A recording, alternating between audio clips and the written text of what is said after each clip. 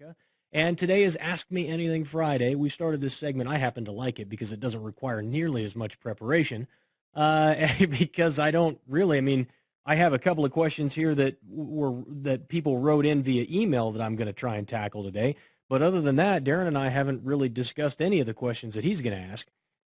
And I'm not worried one bit, because that's what happens when you're properly educated on what you believe. And you've figured out a way to articulate it, is that we could call it the Stump Me Friday, and it wouldn't cause me any more concern than the Ask Me Anything Friday. But I'm glad that you're here. I'm glad that you guys submitted your questions. You can try and do it by email. I've never done email before, but there were just some really good questions that I flagged this week. Easiest way is to join the private Facebook group, which you can do by going to jasonstapleton.com/Facebook. That will take you to the Facebook page where you can ask to join. Now, the rule is on that you have to have an open Facebook page. So the moderators have to be able to look at your Facebook page and tell that, yes, you're a real person, and yes, it's likely that you would be interested in something like libertarian politics. If all they see is a closed Facebook page where you can't see an image of a person or any content in the feed, or all they see are advertisements to buy Pokemon, then probably not going to get let in. But if you're a real person, and if you open up, even if you just open it up and expose it for a few minutes or for a few hours, so the moderators, because they do keep pretty good track just briefly expose yourself to us to get in. That's all you got to do. Briefly expose yourself so that we can see. I mean, listen, either that or post publicly something from the Jason Stapleton program. That's the easiest way to do it, is just to post, so they go there and they see, the very first thing they see is, I love the Jason Stapleton program. That's an easy way to do it. But if you're all closed up, you're going to get denied, because we're particular about making sure that the group stays honest and people are open. So anyway, that's that. Darren, I'll let you ask the first question, then I'll move in. We did discuss, I've had several requests over the Russia issue. Mm-hmm. And apparently people were not satisfied with my Yemen comments yesterday. They want some specifics on Russia. That's the one question I saw. So go ahead, I guess, read whatever it is people wanted to know. I think the question you were talking about came through from Aaron, I believe. It said, is this whole former leader Gorbachev saying we're on the brink of World War III anything to take seriously, or is he just an old fogey seeing an opportunity to get back in the news cycle? And what about the UK giving a green light to enforce a no-fly zone in Syria? First to the no-fly zone. We looked into that, the green light. Apparently, the Royal Air Force had been given a green light to shoot down Russian MiGs if they were engaged by the Russians.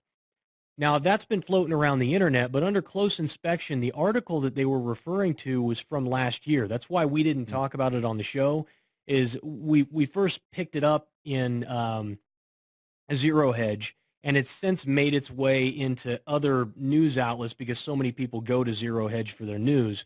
But I could not find a current story that reiterated or reauthorized the right of the Royal Air Force to engage MiGs if they're engaged. So it looks like it's a story from about a year ago and therefore is not new information. Regarding Gorbachev, I think if Gorbachev wanted back in the spotlight, if that was really what he wanted to do, he would not have had to wait for this opportunity to do it. He could have come out a half a dozen other times sooner. And so I don't think that his concern over nuclear war or war in general is just simply out of a sense of wanting some press. And then you've got the other issue of Russia calling back all of its children of its leadership.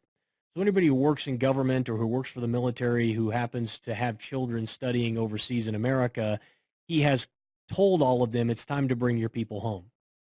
Bring your children home. And also, if you're over there and you haven't had your passport yanked, basically meaning you're still a citizen, you should probably come home too. Now, the reason Russia gives for doing that is because they don't want it to be seen as somewhat hypocritical if they've got children studying in America and they're talking about how evil America is and about how we're getting ready to go to war with them. And so part of it is optics, according to the Russians. I think there's probably something more there because Putin has he really has to do something to kind of coalesce the country around whatever it is he's planning on. And one of the ways it gets into, I don't understand, and I'm going to be truthful here with you guys and say that I don't understand the inner workings of what's happening in Russia nearly as well as how the Middle East operates. I do understand through my study of history and our relationships with Russia a little bit about how Putin thinks and about how what Russians think about us. And so I will tell you that part of this may be by design in order for Putin to force all of his key assets back into one place to keep tighter controls on them. That may be part of it. But the greater question is, are we facing down nuclear war? It's like the 1960s again. I mean, people are legitimately starting to worry about whether or not they need to be building bomb shelters. And I had a conversation with my wife about it last night, and I said, look at any nuclear strike map. I said, if they decide to launch nuclear weapons, we're going to be one of the first ones to go. And we're either going to die in the initial blast or we're going to die in fallout after the event because we're inside the zone here in Kansas City. And I said, so there's really no reason to worry about that or prepare for it, because if it happens, we're going to die. I said, now there are other concerns. There are concerns that we may get embroiled into another war, that they may launch strikes on just the coasts and we may survive. And then we're going to have to deal with the fallout from not having a government or having something like California hit, and the economic fallout. You've got electromagnetic pulse, which is another nuclear-based attack that you could have. So there's lots of concerns out there if we're going to get involved in a war with Russia. But I don't think, if any of you are trying to get wrapped up and worried about stuff, if you need something to worry about, I wouldn't worry about nuclear war. Because the likelihood is you're either going to die or you're going to be living out in the middle of nowhere, and you know you're going to have to try and survive after it's all over. I think it's much more likely, there's a much greater chance that we may just see ourselves embroiled in another ground war and another world war with the Russians. Now, we have some good things on our side. The Russians are no better equipped financially to fight a war than we are. In fact, some would say that we're in far better shape than the Russians are. Most of what they have in terms of assets and financial resources are wrapped up in the price of oil.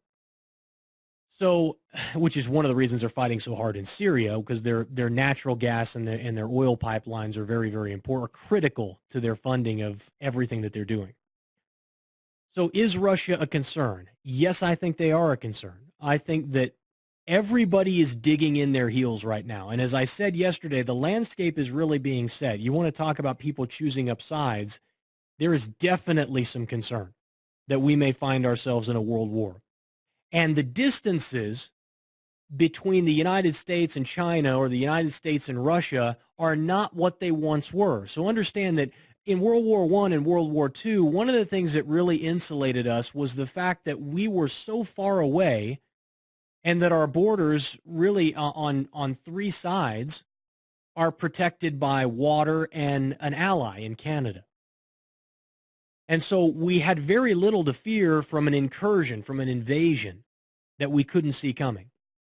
Now with modern technology, with ships, with everything else that they've got going, rapid deployment of forces, it is realistic to think that there could be an incursion onto U.S. soil. It's highly unlikely, but it is still possible. It is much, much more likely that we would see some sort of skirmish or war break out in other parts of the world, and we just simply be sucked into that. For example, one of our setting up a no-fly zone in Syria and one of our planes shooting down a Russian MiG, or vice versa. You saw how quickly after, a couple of Muslims ended up rocketing some rockets out into the water, that we retaliated by blowing all of their towers to heck. Think about what would happen if we had a soldier die or an Air Force pilot get killed or get captured. What that would mean. He said, what's going to be the event? We're one downed pilot away from another world war. What's going to be our Archduke Ferdinand that's going to set all of this off? Because the stage is set. So I'm always worried about things that I need to be worried about. And I try not to be worried about things that I either cannot control or that really are such a highly unlikely scenario as to make it completely not worth worrying about. So the downside to nuclear war is much, much greater than any upside that you could get. Yes, they could fire a bunch of nuclear weapons at us and they could, 2,000 bombs and just destroy everything in America. And then you essentially have a radioactive wasteland for the next 50 years that nobody can use.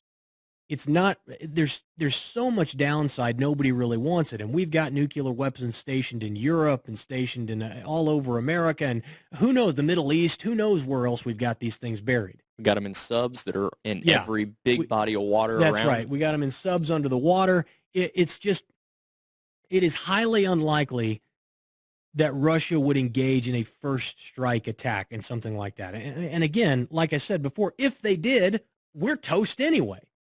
So I'm going to sit around. I told my wife last night, I said, unless you're planning on moving to Alaska or to Idaho, which I am fully in favor of, you just tell me when you're ready to go. I'll put the house on the market and we will move out of here because I've been asking to move for a decade now. She still says no.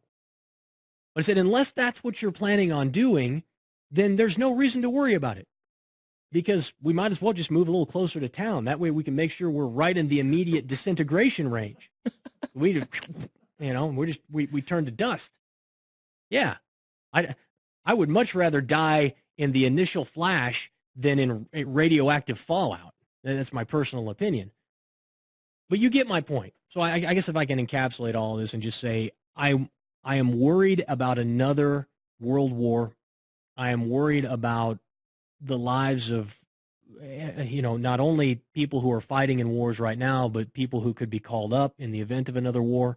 It's not beyond the pale to think about a draft, which I would be wholly and completely against. And so I'm just looking at it and saying, yeah, it's a very serious threat, but I wouldn't be worried about the Russians dropping nuclear bombs on us. I think most of that is for show or so that Putin can deal with some internal struggles that he has managing his own country and his own people. All right.